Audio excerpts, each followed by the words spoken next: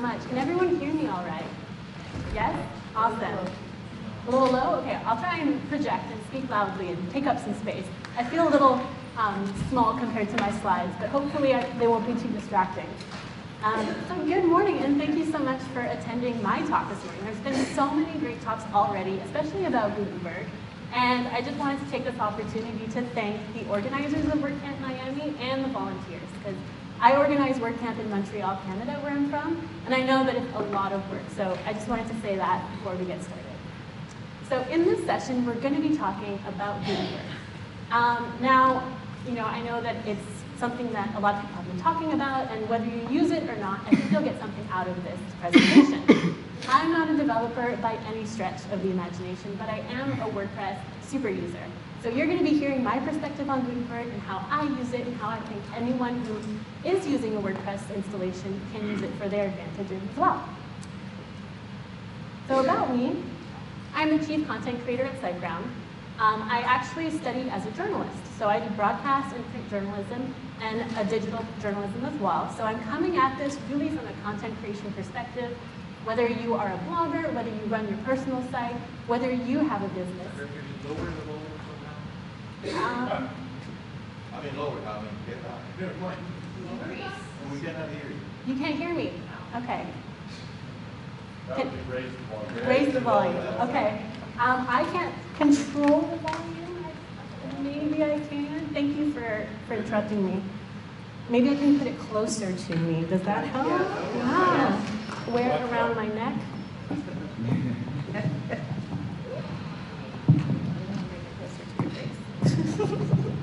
Pop my collar, maybe. Is that better? Ooh, I can hear myself. Oh.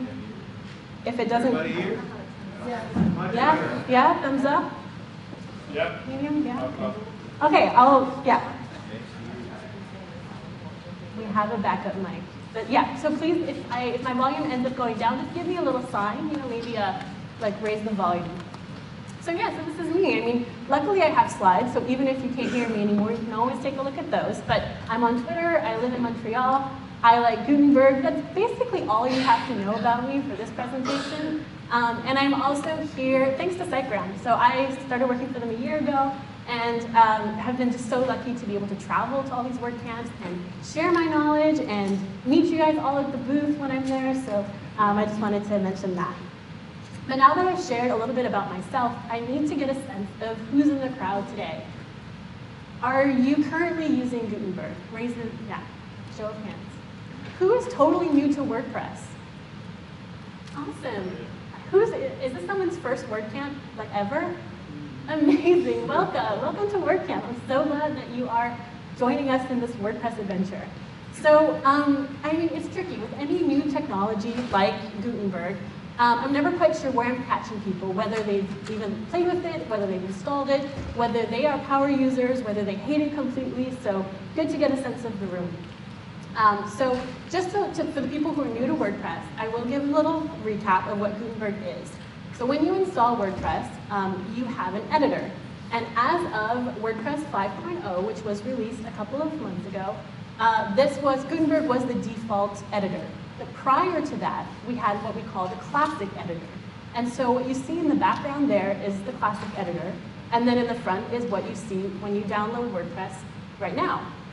Now, you can always install the classic editor as a plugin, so you can revert back to what people were experiencing in WordPress before 5.0. And so that's sort of where we are in the situation with Gutenberg, is that you may speak to users who have installed the classic editor and just want nothing to do with Gutenberg, people who have only known Gutenberg, and then people who are sort of going in between both and experimenting and maybe managing multiple sites that have different editors. Now, before we talk about the actual tools, I find it helpful to get a little inspired first, because you may know how to do something, but until you have that push to do it, there's a barrier. So does anyone know what to Snowfall means? Has anyone heard that before? To Snowfall. So, like I mentioned, I studied journalism, and around 2010, there was this really amazing New York Times piece called Snowfall. that hit the internet like a snowstorm. Like, it was just amazing. What they did is there was this huge avalanche, and instead of just writing a report about it, just like a regular news story, maybe adding a couple of photos, they ended up creating this really unique digital piece that went through the whole story of how this avalanche happened. It was a huge deal. And so they had text, they had interviews, they had videos, they had like maps and interactive data that was being shown in this platform. They were putting it together. And, you know, it came out December 20th, 2012. And so I was just sort of wrapping up my degree, and it received more than 3.5 million page views and 2.9 million visitors.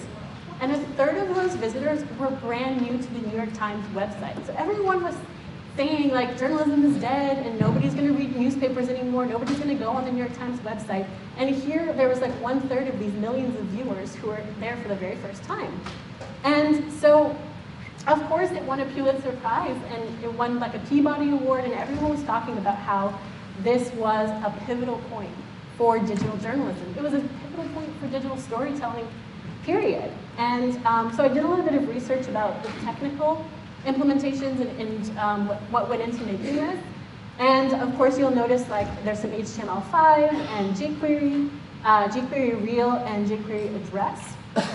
And it also was some scroll-based triggered events and that were inspired by a jQuery plugin. So that was the technology at the time.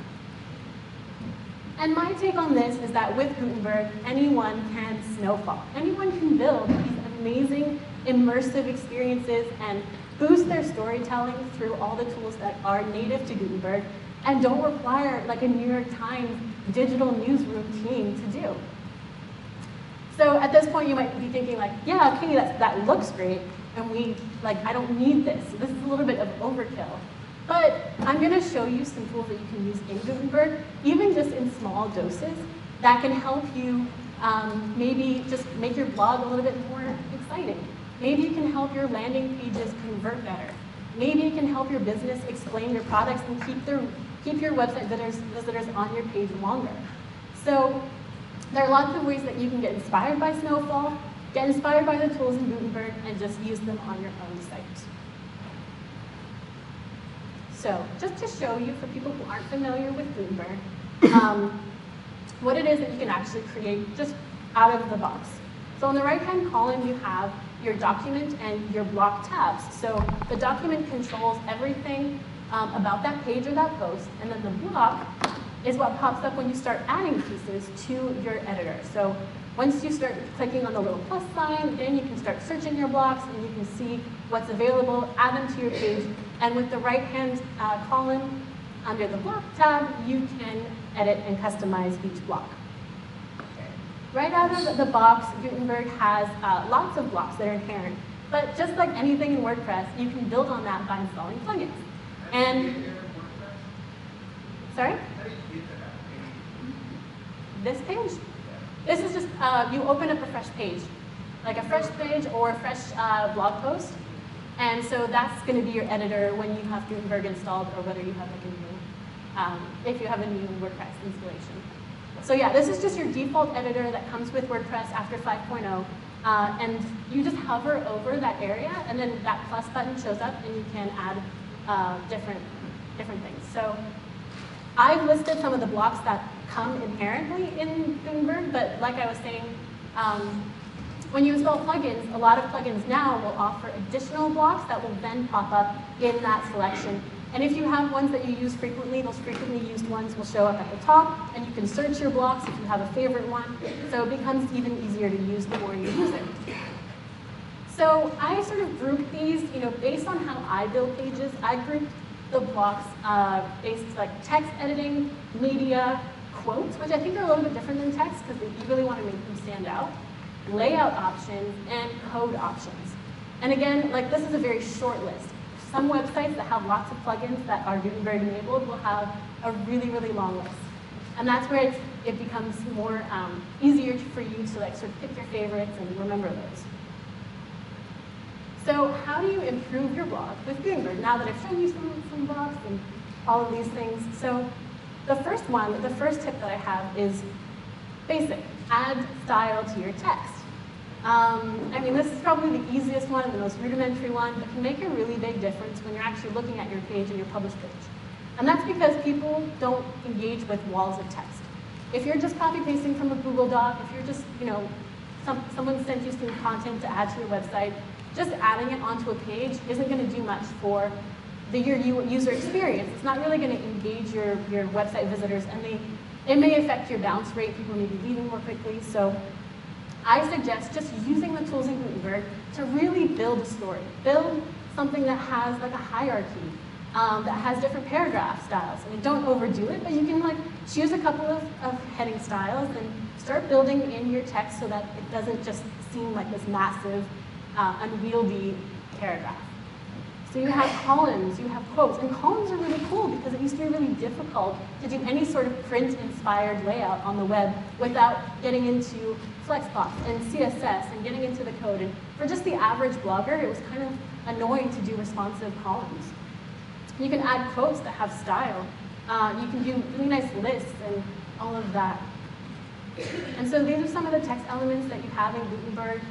You can do the columns like I mentioned, and the drop cap is kind of a nice nod to print style. And you can do pull quotes. I feel like I should show more, but there's just so much to play around with. I have to keep moving on. Oh, but I can show you a little demo video of how these things interact. So this is just like a quick example of what it is to interact with the page as you're editing. So when you hover over these paragraphs, they're all kind of separate blocks. And then you can hover over them and you have more options, and in the tab on the side under block, of course you can see, and then when you preview it, it'll show you. I mean, this is a little bit of overkill. Again, I wouldn't use all the styles, but it's just kind of a fun example of how you can make your page a little more dynamic. So 2, diversify your images. Don't just plop an image on your page. You can start using image galleries and the cover image, which Mary before was showcasing. You can embed images really easily, so you're not trying to figure out the short code to get images from Instagram to go in.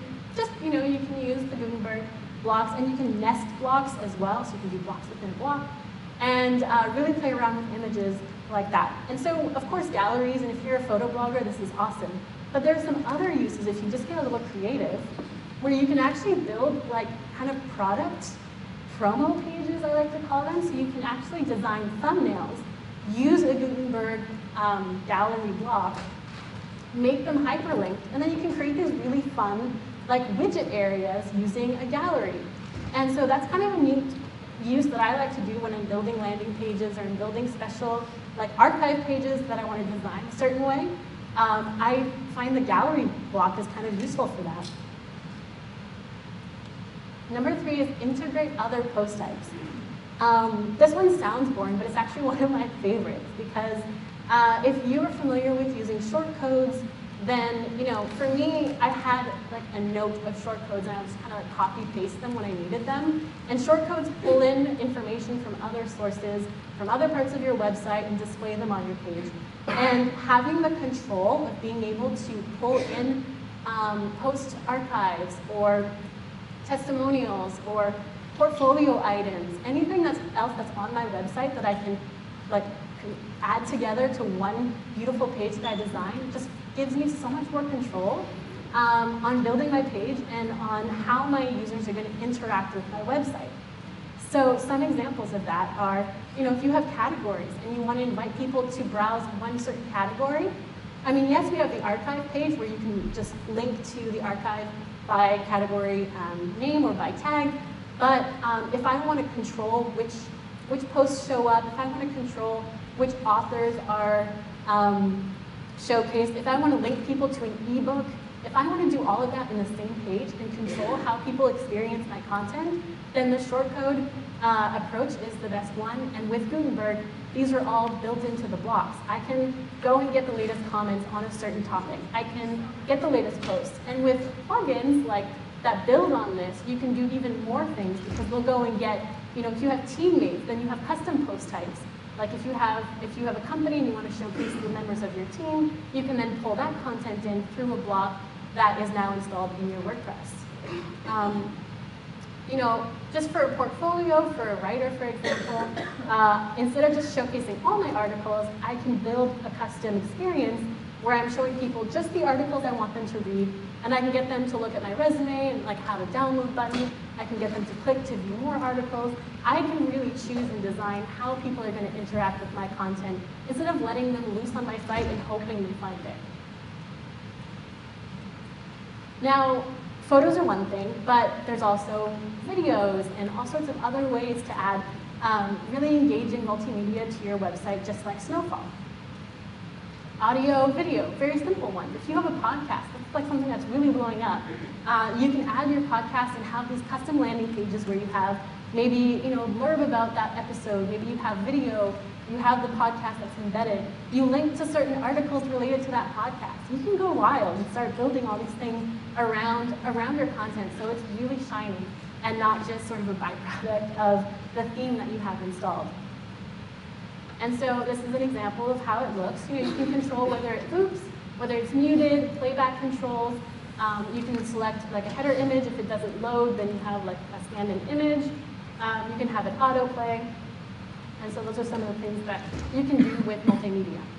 And also, just a note on multimedia, unless you have like a really great hosting plan or you have a lot of room on your website, I do recommend hosting on like Vimeo and YouTube and other things because it's more shareable. And with Gutenberg, it's even easier to embed things from third-party video hosting things.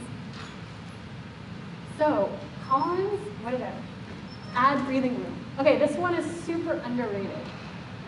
But it kind of calls back to the whole people don't engage with walls of text, which is true. And so if you add breathing room to your website, it's just going to be a more pleasant experience for everyone. And it kind of is like that white space approach to design, like adding more white space, adding more just minimalism to your site. And with Gutenberg, like it's just a click of a button, which is like, why not? Why not add a spacer? Why not divide your text into columns if it makes sense? Add a page break. Like I used to work for a school, and like the content that was on that website was just so much, and we found that there was a higher success rate if you just broke down the content into and had pagination to help along with that. And separators can also help. Tables used to be so annoying to make, especially if you wanted them to be responsive. And until I learned how to do it, I was always like copy pasting and so with Gutenberg, you can build tables really easily, build columns really easily, and more often than not, just like you can test it on your phone right away and it'll be super responsive. Build in a call to action. So call to action, if you're not familiar, is something on your site that gets people to move, to take action, to do something on your site, and that can be anything. It can be continue reading, it can be donate now, it can be purchase, it can be something similar that just gets people to act.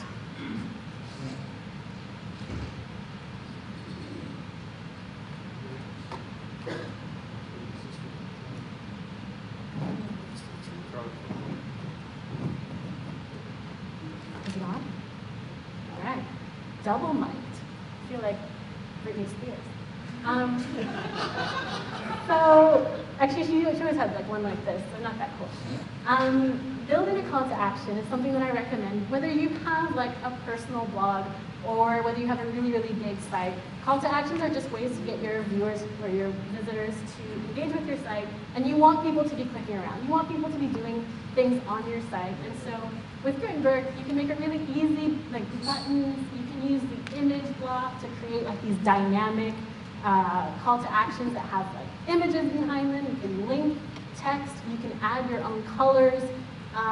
Like it's just all built in. So it's really easy to, like I said, with inviting people to engage with your content, you can then design how they're going to get to different pages by creating really cool buttons.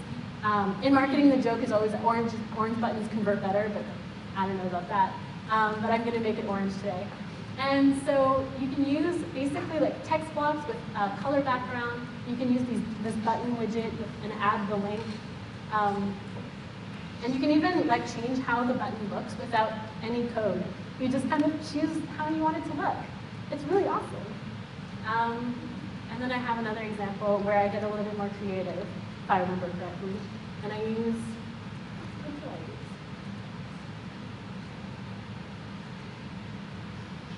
I'm just showing you also how it is navigating so you get a sense of, okay, so you can use a pull quote too. Like, there's some really cool options built in. Simplifying your workflow is also a huge advantage of using Gutenberg.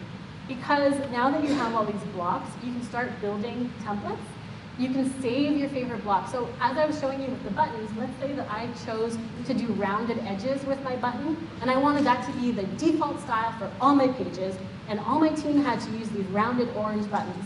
I can now save what I've done, make them available to all the authors on my WordPress website, and when they go to build a page, they can just access anything that I've built and reuse those things again and again. And the problem with so many options is that it can get a little crazy and people can go a little wild with all the styles. So if you can create a style guide, create some reusable blocks, create some things that are consistent across every person on your team, then you can simplify your workflow. You can start building these templates. And there are some plugins that allow you to save full page designs and just reuse those templates right out of the box. So if you want to go create like a certain landing page, maybe that page has already been built, they can just go and use it and then edit the Gutenberg blocks as they need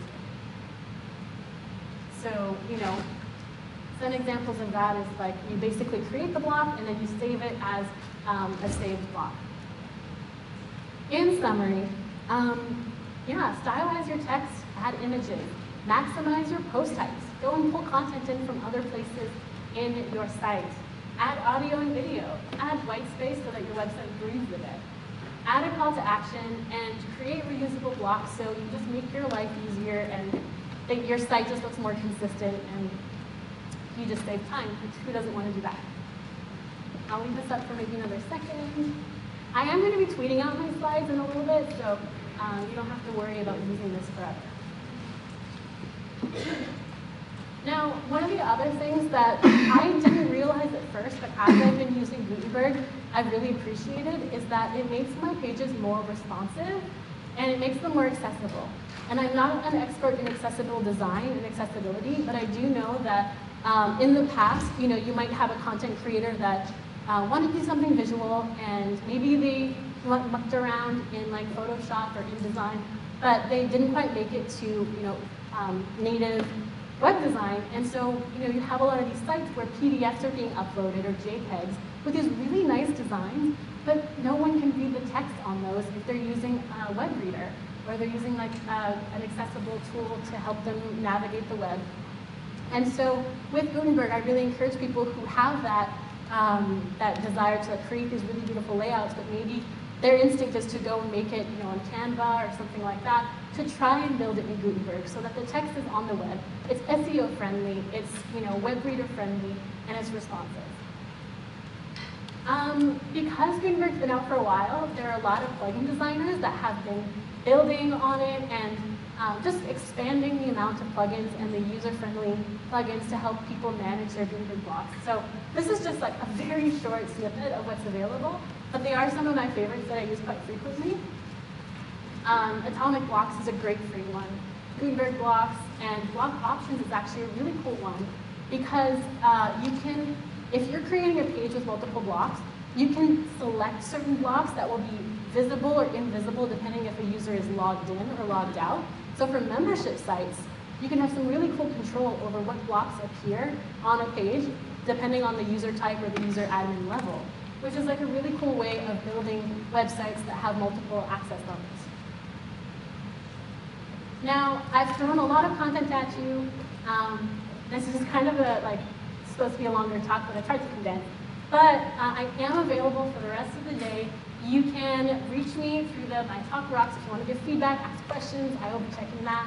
And you can tweet at me. I will be in the Happiness Lounge when someone shows me where it is right after this. And I'll be at the SiteGround booth for the rest of WordCamp. So I'm happy to take some questions.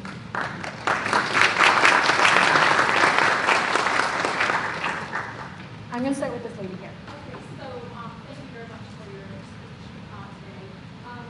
So I find this pretty interesting, but so those plugins that you showed in the last slide there, are those plugins like pre-designed forms or so you can just install those and it doesn't have like a list of pre-designed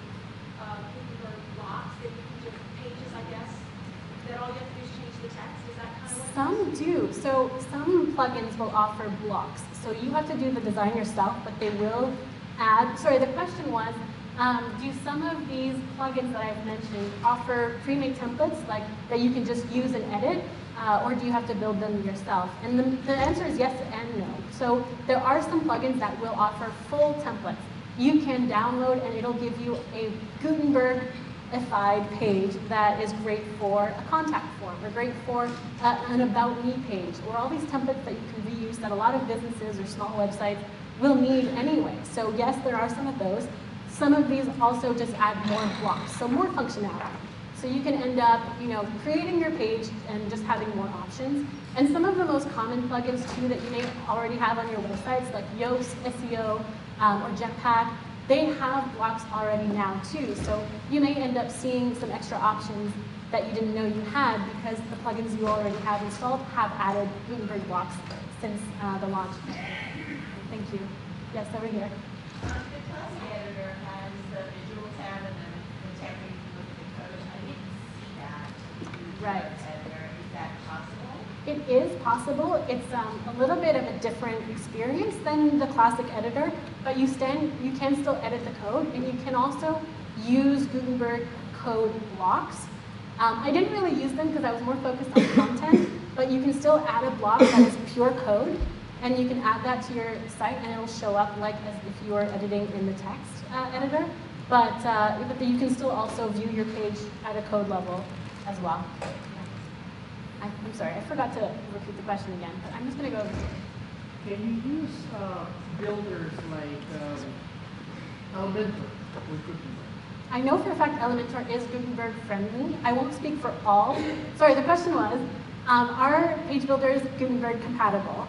And for Elementor, the answer is yes. I know that there are a couple of other page builders that are definitely compatible. I don't know if all of the ones that exist online are, but I would say the biggest ones have gone through the measures to make them compatible with Gutenberg.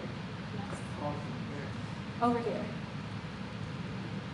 Really appreciate your presentation. I have a question on the typography of your store. How do you extend the characters and types? Some of the characters that include curly panes, that's like a plugin, what could be? Yeah, so the question is about my typeface? So I used, it was called Freeform. Freeform is the name of the font. Yeah, it's just I think it's just like a capital stylized look of it. Yeah. I just tried to make it look kind of cute, like Gutenberg, bold, That's how I do it. I'm gonna go. Yeah, you can add components where you can put HTML or can you put PHP. I don't think you can put PHP directly. I mean, unless someone has more information about this than I do, I don't believe you can put PHP directly in the editor. There are plugins you can get to. There's always a plugin that will bridge that gap. Yeah. Good for you for being bold and wanting to use PHP and Gutenberg. Do we have, how are we on time? 2 more minutes. So I'll take someone over here. Yes. Over there. I thought I had Gutenberg, so I'm on a page that says classical, that says Gutenberg editor. Yeah. Doesn't tell me that means I don't have it. Okay, so the question was, when you're looking at the list of pages and posts, you see edit in Gutenberg and edit in classic mode. Yeah, that means that you have both options on your website. So you probably had a previous version of WordPress, then you had Gutenberg, and you installed the classic editor. So now, anytime you want to edit your page, you have the option of doing one or the other, depending on what you're comfortable with. For example, when I switched over to Gutenberg, I just started building in Gutenberg. I didn't go and edit my past content to make it all Gutenberg, blocks. It just was too much work. So when I do go and edit past content, sometimes I decide to stay in the classic editor just because that's how I built that page. And moving forward, I use Gutenberg with all my things. When I go to post, it doesn't mean that I don't want a Gutenberg option, so You don't have the When I go Gutenberg? to page, give me Gutenberg editor, when I go to post, it's still Gutenberg. Interesting. Yeah, I think that'd be a good question like for the happiness bar, so I'll meet you there. Double check. Thank you. Yeah. Anyone else? Yes. So So, up to this moment, I have a web guy that does my stuff, but I don't have to keep borrowing every time I want to do something. So, I'm just wondering, in the end, if you can have like, any recommendations for like the beginners that are doing, like where to go. When you just type in YouTube, a million videos will pop out. Trying to take classes and it all seems right, but I would love to know where you can take the class, where you can learn from like inception, like if you have So the question, the question was about where do I learn how to use this? And so we have a suggestion here, WP101.com. Video, there's, anyone else have any suggestions? WP Beginner, I believe. WP Beginner. WP Beginner is a good one. Yeah. Yeah, I'm at time now. So if anyone actually, if you have recommended plugins or places to learn Gutenberg, tweet at me and I will retweet them. Tweet using the WordPress Miami hashtag, and that way people can get all the information. Thank you.